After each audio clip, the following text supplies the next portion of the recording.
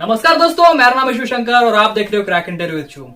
दोस्तों, हर एक इंटरव्यू के एंड में एक क्वेश्चन जरूर पूछा जाता है, do you have any question for us. बहुत सारे कैंडिडेट को लगता है कि शायद हमारा इंटरव्यू बहुत अच्छी तरह से गया है, इसलिए क्वेश्चन हमें पूछा जा रहा है। इसलिए जल्दबाजी में वो कुछ तो इररिलेवेंट क्वेश्चन पूछते हैं और उसका अलग इंप्रेशन इंटरव्यूअर के ऊपर क्रिएट हो जाता है।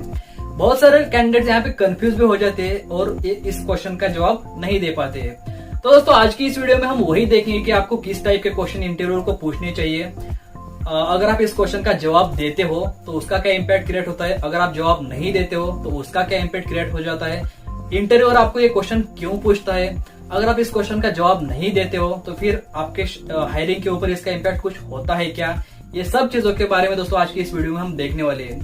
दोस्तों, वीडियो के एंड में मैं आपको कुछ ऐसे सैंपल क्वेश्चंस भी दिखाने वाला हूं जो आप हर एक इंटरव्यू में पूछ सकते हैं और जो बहुत इंपॉर्टेंट है। तो आइए दोस्तों,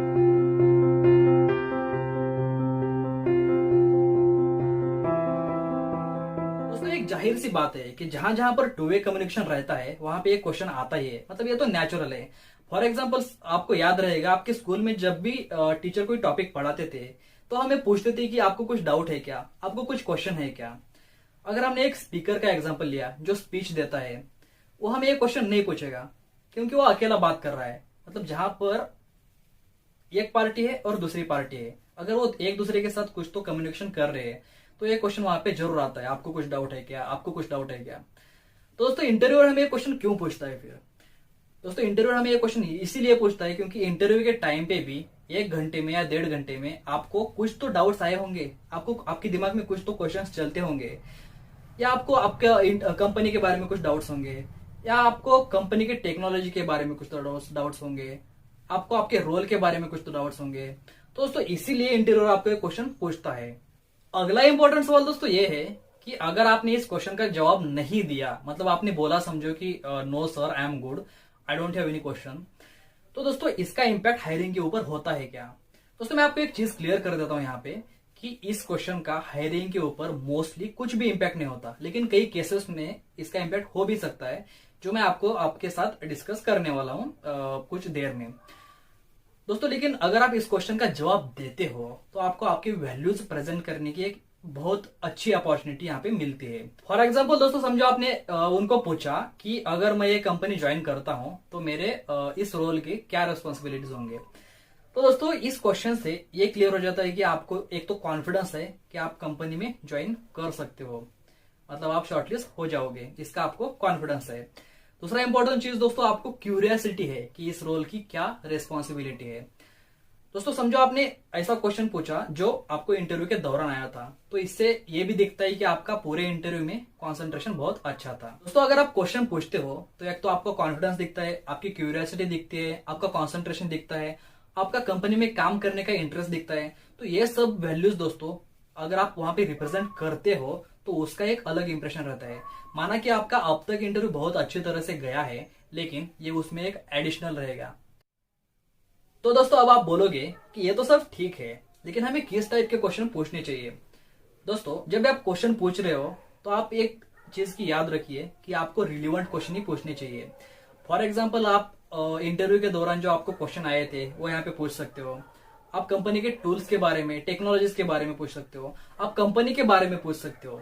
लेकिन दोस्तों, आपको कभी भी इररिलेवेंट और सेल्फिश क्वेश्चन पूछने नहीं चाहिए।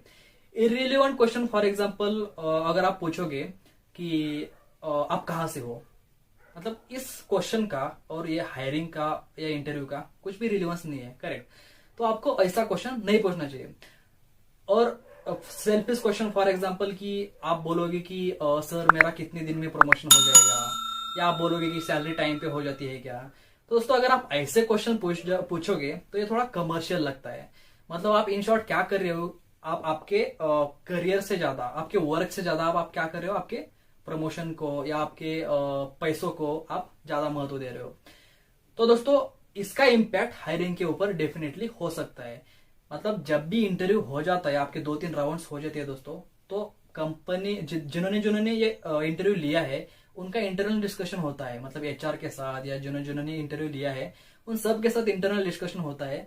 और अगर वहां पे ये पॉइंट रेज हो गया कि ये कैंडिडेट मतलब इन्होंने ऐसा क्वेश्चन पूछा था, तो दोस्तों इसका एक अलग इम्पैक्ट वहां पे क्रिएट हो जाएगा और शायद से आप रिजेक्ट भी हो सकते हो।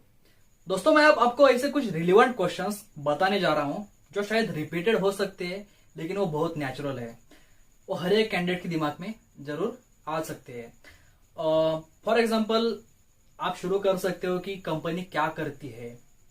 मतलब मैं इंटरनेट पे कंपनी के बारे में पढ़ा तो है, लेकिन ये XYZ चीज मुझे समझ में नहीं आई, तो ये चीज क्या है, या कंपनी इन जनरल क्या करती है, वो भी आप पूछ सकते हो। आप पूछ सकते हो कि अभी कंपनी किस टेक्नोलॉजीज के ऊपर काम कर रही है, ये भी एक रिलेवेंट क्वेश्चन है। और अगर सोचा जाए दोस्तों कि आप ये बोल सकते हो कि मेरा घर और कंपनी 10 किलोमीटर दूरी पर है, तो क्या कंपनी में क्या फैसिलिटी है, मतलब ये भी एक रिलेवेंट क्वेश्चन हो गया। अगर आप एक्सपीरियंस्ड हो समझो, तो आप ये पूछ सकते हो उनको कि सर अभी मेरा नोटिस पीरियड चल रहा है, मेरा नोटिस पीरियड खत्म होने को अभी 1 महीना है, तो इस कंपनी में मेरा ज्वाइनिंग कब होगा, मतलब अगर मैं 1 महीने के बाद ज्वाइन भी करता हूं तो भी ठीक है क्या, ये भी एक रिलेवेंट क्वेश्चन है।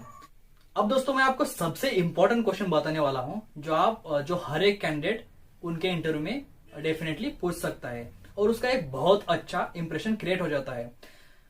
आप उनको पूछ सकते हो, sir when I join this company as software engineer और senior software engineer, what will be the responsibility of this role.